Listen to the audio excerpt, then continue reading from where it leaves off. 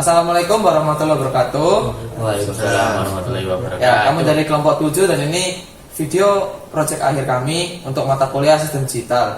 Sebelumnya perkenalkan, nama saya Faris Arinata dengan NIM 2351 5030 0111 045. Di sebelah saya ada teman kelompok saya.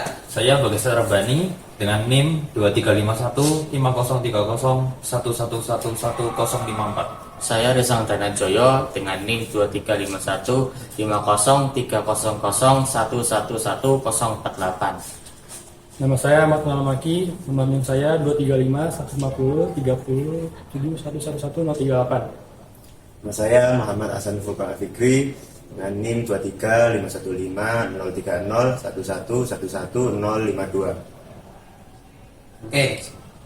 Oke, halo semuanya. Kembali lagi dengan aku Faris.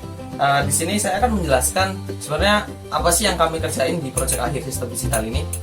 Kami di sini sudah selesai mengerjakan sebuah rangkaian yang memiliki fungsi sebagai counter acak dengan output bilangan prima, yaitu 2, 3, 5, dan 7. Di sini kami menggunakan 3 buah T flip-flop yang merupakan hasil modifikasi dari JK flip-flop dengan cara menggabungkan kedua JK-nya sehingga memiliki fungsi yang sama dengan T flip-flop.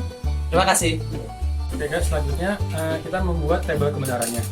Yaitu kita akan membuat angka 02357, lalu kita akan membuat tabel kebenarannya.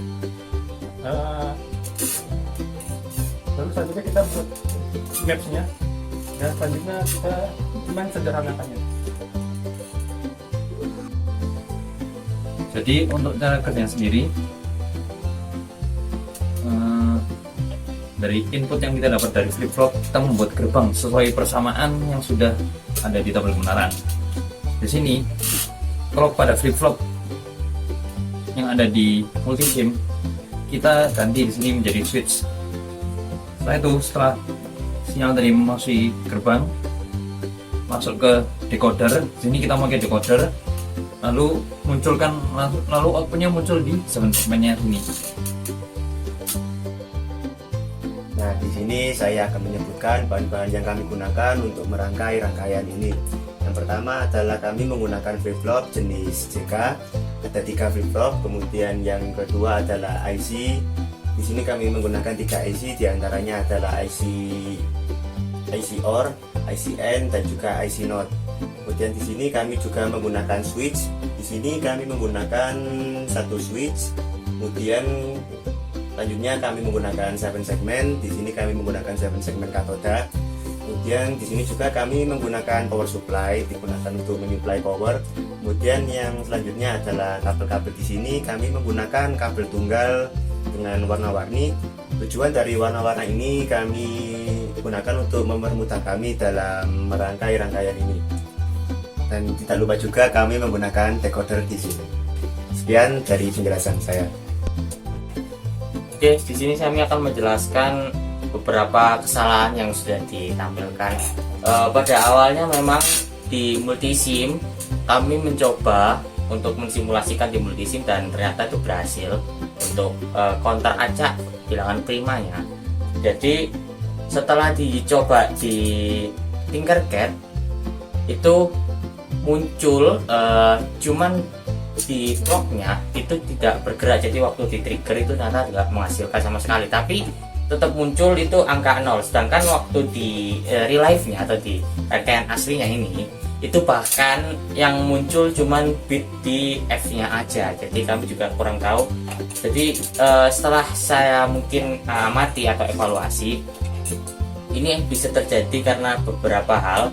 Yang pertama mungkin karena kabel yang digunakan itu kurang mancep ke dalam project boardnya, atau mungkin yang kedua itu bisa jadi karena project boardnya sendiri itu ada salah satu yang mungkin missing atau mungkin belum connect. Setelah itu mungkin ada kesalahan dalam rangkaian yang tidak disengaja, misalnya kayak sebelumnya memang udah dirasa cukup tapi ternyata kesenggol atau lain sebagainya, dan setelah dicek ulang ternyata juga tetap gak bisa. Jadi kami masih menghitung perkiraannya yaitu di project board atau mungkin di pemasangan kabel yang kurang maksimal, sama mungkin terjadi awalnya itu di power supply, tapi karena sudah dicek dan segmen sudah ganti beberapa kali karena ada terjadi kerusakan seperti meledak dan lain sebagainya. Jadi kami hanya bisa menyimpulkan antara mungkin kabel atau mungkin project board atau mungkin bisa di penggunaan switch atau sebagai pemicu clock. Sekian dari